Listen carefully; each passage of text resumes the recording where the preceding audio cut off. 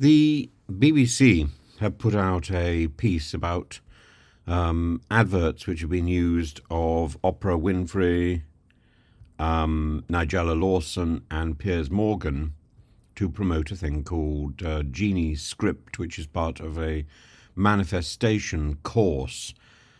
And the BBC is concerned that these three individuals have been subjected to AI faking. Well, I've looked at the videos. First of all, they're really not very good, and the lip sync doesn't work terribly well. And secondly, this is old hat. I've had my hands on some of that technology for some time, and I've done little spoofs with people singing songs, and it works quite well, actually. So the problem here is that the Genie Script adverts are bad, and the BBC is making a fuss about something which is at the bottom end of the AI deepfake craft. It's much better. It's much better than they are suggesting. And as for the Genie Script, as for this manifestation course and these various things, when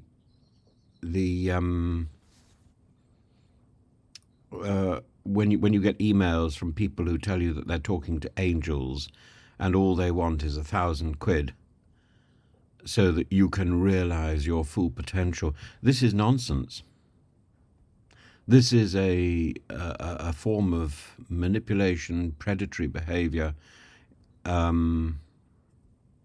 which is playing on our worst ambitions, our worst anxieties. Angels aren't going to be bribed by some sort of incantation, which doesn't work anyway. It's a disturbing development. This the whole idea, I think, of manifestation, the whole idea of visualizing your future in this particular way, I think needs to be called out. It's almost become something which is unacceptable. The law of attraction, all that sort of rubbish. I think there is an element where when you clearly visualize what you want, then there is a possibility that you can get it. If you have no idea what you want, you can't possibly have a clear ambition to get something. Visualizing something is part of that process. But it's not a bribe with the universe. And I'm sure there's going to be tons of comments which are suggesting that I'm completely wrong and I don't know what I'm talking about, which is probably why I'm making YouTube videos and not raking in tons of cash. But I don't believe in the law of attraction. I don't believe in manifesting the future in this way, and I don't believe in bribing angels, and frankly I don't believe in Piers Morgan or Oprah Winfrey or Nigela Lawson, so it wouldn't really matter to me what any of them said. I would treat them all with a certain amount of disdain. However, is the AI trend something that needs to be that we need to guard against? Yes, probably a little bit. If the mouth is moving and the eyes aren't moving, then it's fake.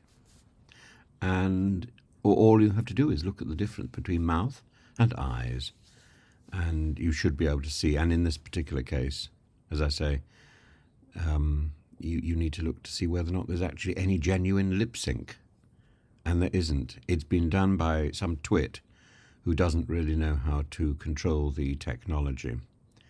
And if if that is if that is a sign of the state of the art, then I'm afraid I've been playing around with something which is far more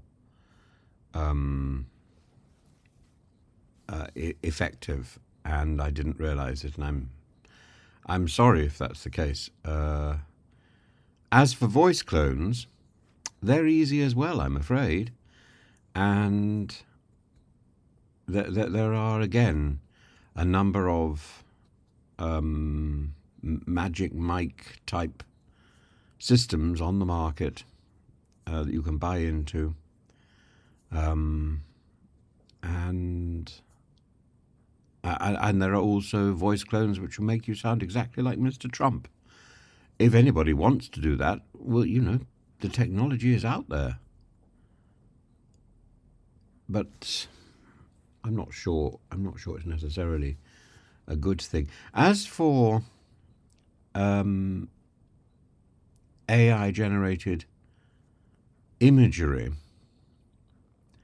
AI-generated paintings, this is effectively putting illustrators out of work. It's also, and I don't think enough has been said about these deepfake paintings, but they're basing their product on the work of perfectly good artists, and you're supposed to key in that you want this to look like a Dali, or you want this to look like a painting by, and you can specify, and the AI will do its work and put another real painter out of business. And I think there's something deeply worrying about that. That fair use, producing little memes and little decorations for a video, putting in photographs that you found on the internet, perfectly reasonable, to articulate things that illustrate your argument. But illustrations in a book, illustrations in an ongoing video produced by AI, think not. And deepfake lip-sync to influence you to do something. For the most part, I think that's a lesser problem. But potentially, it puts artists, presenters out of business. Maybe there's something that Equity needs to talk about. Maybe there's something that Beck2 needs to talk about. But the technology is also, potentially the stuff that, if used correctly, can be very entertaining and very creative in its own right. I've certainly done a few videos of Mr. Putin singing, which have given me a lot of pleasure. I don't know whether it's. I'm not sure. And Matt Hancock. I remember doing one of Matt Hancock and Liz Truss, and Nadine Dorries.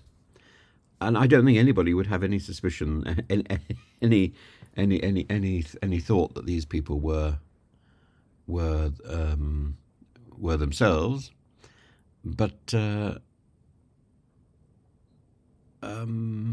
yes, the lip sync option is available, and it's better than the stuff the BBC are showing you.